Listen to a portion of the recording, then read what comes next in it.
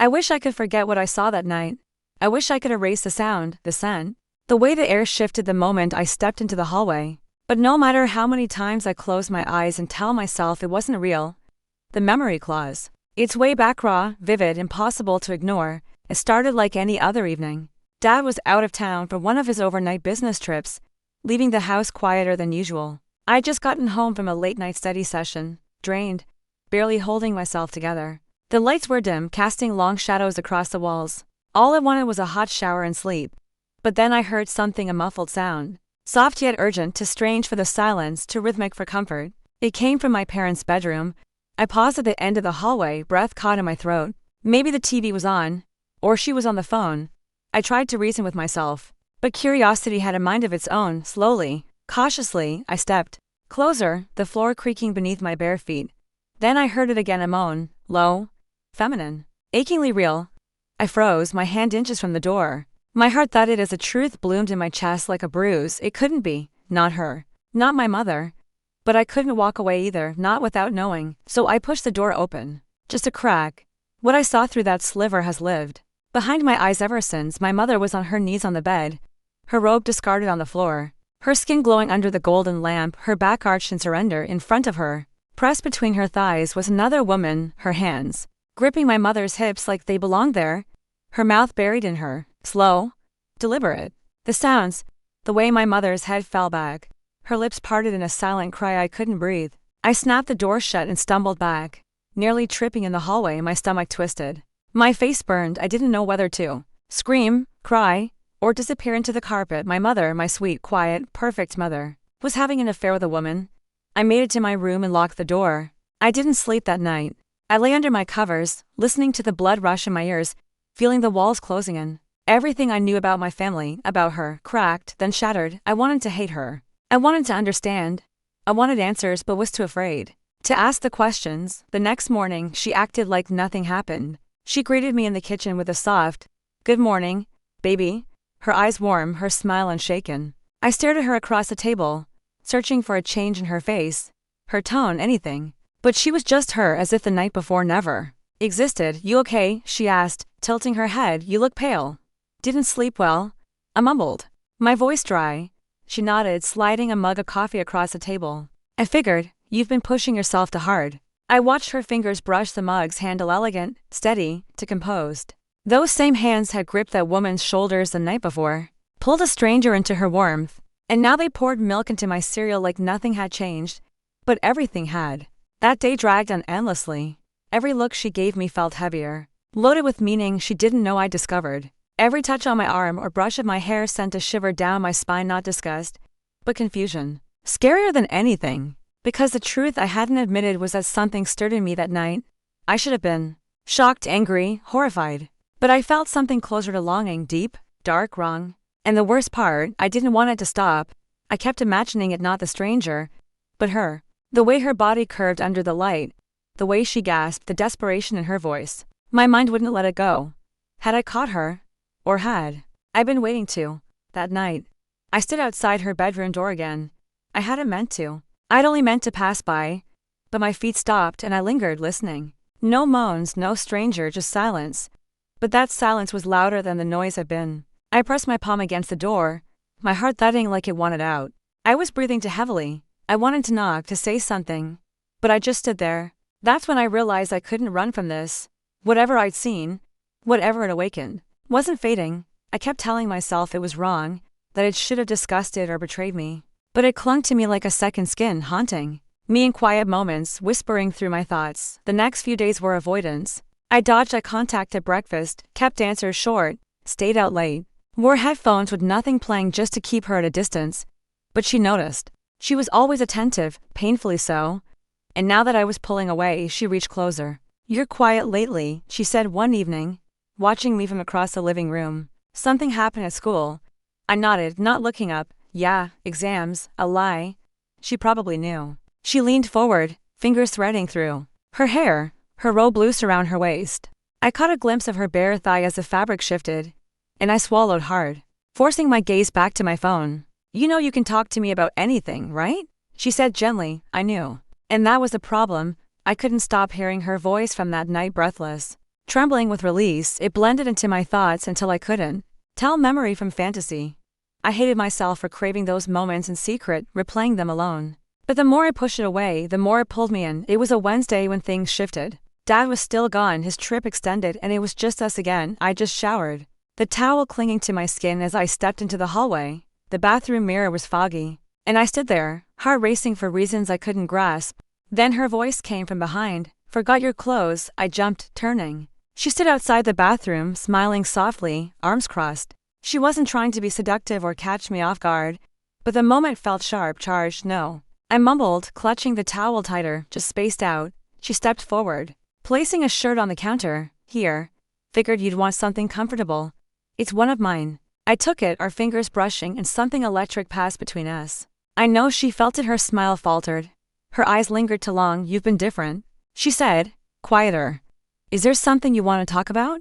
I stared at her lips, her hair falling against her damp shoulder, the jasmine scent from her lotion. My mouth opened, but nothing came out. She touched my cheek, her thumb brushing a damp strand of hair. "Sweetheart, whatever it is, you don't have to be afraid." It was too much. Her warmth, her trembling voice, her lingering touch. "I saw you," I whispered, my throat tightened. Her eyes flickered, her hand withdrawing. "Saw me?" "That night," I said, barely audible. "In your room with her." Silence stretched between us. She didn't deny it or panic, she just looked at me, then softened. "I didn't know you were home," she murmured, eyes dropping. "I wasn't supposed to be," I replied. "But I was. I saw everything." Another pause. I thought she'd yell or apologize, but she stepped closer. "And what did you feel?" she asked, voice trembling. I didn't answer with words, but the silence said enough. She nodded, understanding something we hadn't voiced. "You've always been strong, but I never imagined you carry this alone." I didn't know if she meant what I saw or what I felt. Maybe both. Then she touched my hand again, a small touch that sparked like lightning. I didn't pull away.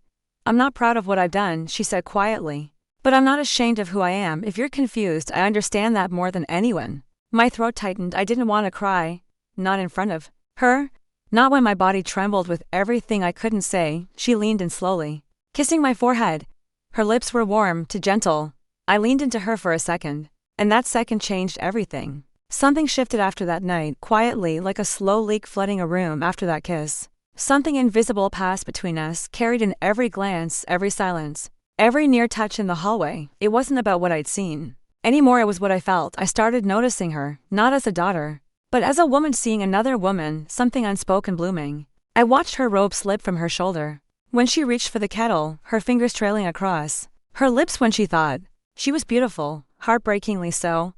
And now that I'd seen her hidden pieces, I couldn't go back. What haunted me was how much I wanted her to see me too. I started wearing her shirts to bed, not just for comfort, but because they smelled like her, jasmine, linen, her. I catch her eyes lingering on me, a second too long, a breath too deep, and I lived for it. Those glances became our language, our secret, our slow descent into something unnameable. It was a Tuesday when things cracked again. I'd showered, fully clothed this time, and walked into the kitchen. She sat at the table, wine glass half full, reading a book she wasn't really reading. Her eyes lifted, heavy, unreadable. "You look older today," she said softly. I blinked. "What do you mean?" "There's something in your face. You're not a girl anymore." That hit hard. I swallowed, crossing my arms. "Do you miss being someone else's girl?" Her eyes flickered regret, desire, guilt, maybe all three. "I don't know what I miss," she replied, "but I know what I remember." A long pause. Neither of us moved. The refrigerator hummed faintly. "What do you remember?" I asked, stepping closer. She closed the book, setting it aside. "I remember what it felt like to be wanted, seen, touched like I was the only one in the world." Her voice cracked and my breath caught. She wasn't talking about my father. Maybe she hadn't felt that with him in years. Maybe that woman was the first to make her feel anything.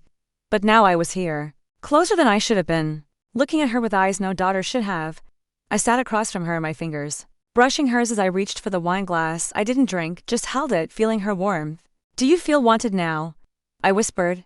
Her eyes, dark and glassy, met mine. "I don't know what I feel," she said, breathless. "But it scares me." "Why?" "Because it's you." Her voice broke and so did the air between us. I should have laughed it off, walked away, slammed my door. But I stayed.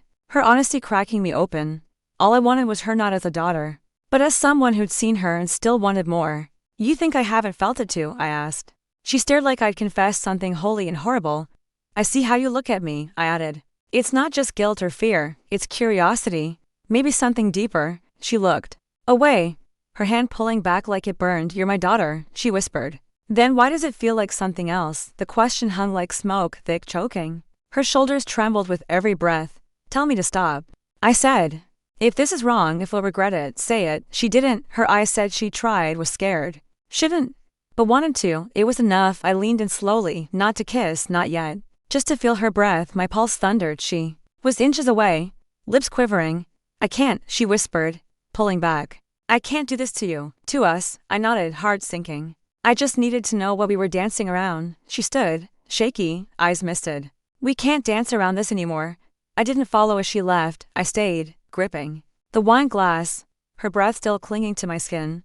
We hadn't crossed the line, but we stood at its edge, neither ready to walk away. There was no normal after that.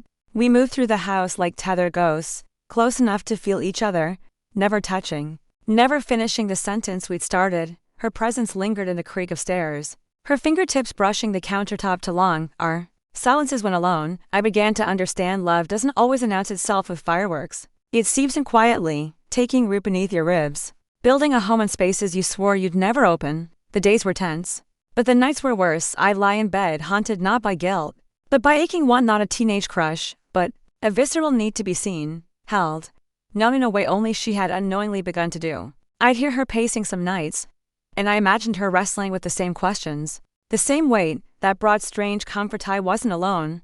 Then came the rain, pouring one Friday evening, drowning the house in cold and gray. The power went out, leaving the kitchen dim with candles and the sound of rain on windows. She stood by the sink, staring outside like the sky held answers to her buried questions. I stood behind her, arms crossed, not daring to get too close, but pulled by an invisible thread. She spoke without turning. I used to love storms when I was younger. My mom would make tea, and we'd curl up under a blanket like it was the safest place on earth. I've never liked storms, I replied, barely whispering. They make everything too loud, too real. She turned slowly, her face soft in the candlelight. Maybe that's why I like them now. A pause, suffocating, where we weren't just mother and daughter anymore. I stepped closer, compelled by the force haunting me since that night. It wasn't jealousy I'd felt, it was an awakening, a terrifying realization. I wasn't repulsed, but intrigued. What I'd stumbled upon wasn't a mistake, but a door. Do you want tea? She asked, her voice delicate like she was on thin ice. No, I answered, holding her gaze. I want to talk. She nodded, drying her hands on a dish towel she didn't realize she held. So talk. I took a breath that traveled from my spine to my throat. That night in the kitchen, you said you remembered being wanted. I haven't stopped thinking about that. Her shoulders stiffened, but her eyes stayed locked. You shouldn't carry that. It's not yours. But it is, I said, stepping closer. You didn't touch me or say anything wrong, but you made me feel something I can't explain. It's not going away. She turned fully, gripping the counter, knuckles pale. Do you think I don't feel it too? She asked, admitting conflict, not guilt. The silence returned, thick as a storm. Then she reached for me, her fingers grazing my sleeve, undoing me. Her touch, hesitant yet hungry, sent shivers down my spine. She stepped closer, jasmine and warm skin filling the air. She cupped my cheek, thumb tracing beneath my eye. You don't know what this could do to us, she said, her hand lingering. I leaned into her touch. I know what it's already done to me. She exhaled sharply, like she'd held that breath since I saw her. She kissed my forehead again, but it wasn't maternal. It lingered, warm, trembling. Her lips stayed. A question too scary to ask. When she stepped back, her eyes were glassy. If we go further, we can't pretend anymore. I don't want to pretend, I answered, ashamed of how true it felt. She looked down, hands clenched, breath uneven. You should be out there, falling in love, making mistakes, not this. What if this is a mistake I need to make? I asked, meaning it. She looked torn between slapping me and holding me. Maybe she wanted both. Maybe that's what forbidden love is, fighting to destroy and protect at once. Pushing someone away before you ruin them, when you might not survive without them. Part of me wishes you never saw me that night, she said, hollowing me out. Why? Because I don't know how to stop seeing you now. We stood there, rain slowing, candles flickering, the space between us shrinking. We didn't touch again that night. The damage was done, the want deep, wrong, tender carved into us like a scar that wouldn't heal. I should have gotten out of the car. I should have walked away when we pulled into the driveway, but I didn't. She stayed too. The engine hummed, the radio played softly, barely there, like it didn't want to interrupt the thick silence pulsing with everything we couldn't say.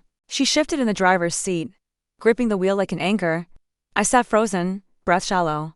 Fingers clenching my sweater, my mind screamed to move, run, breathe. But her eyes, full of something I couldn't escape. Help me. I shouldn't feel this way about you, she whispered, voice cracking. But I do, I replied, throat burning. Then don't say it, I said softly, just show me. Her hand found mine hesitantly, fingers curling around mine like they craved something soft in a cold world. I didn't pull away, we sat, breathing each other in. The car's quiet cocoon sharpening everything, her nearness, her warmth, her guilt, my ache. Then, as if gravity took hold, she leaned in, not fast, but sure. Her lips touched mine like a promise she couldn't take back, a confession, not a mistake. I responded before thinking, my hand on her cheek, pulling her closer. She gasped into my mouth, snapping something in me. Her trembling hands found my waist, desperate. It wasn't polished, but messy, human, real, the windows fogged. Our breaths swirling like secrets in glass. She broke the kiss, forehead against mine, lips still brushing as she whispered, I've never done this before. Not like this, my chest heaved, neither have I. But I want it, I want you. Her fingers slid down my arm, pausing at my wrist, gripping gently, anchoring to the truth. We're crossing something we can't uncross, she warned. We already did, I said. We surrendered again, the heat slow, aching, tender. She kissed me deeper, my hands tangled in her hair.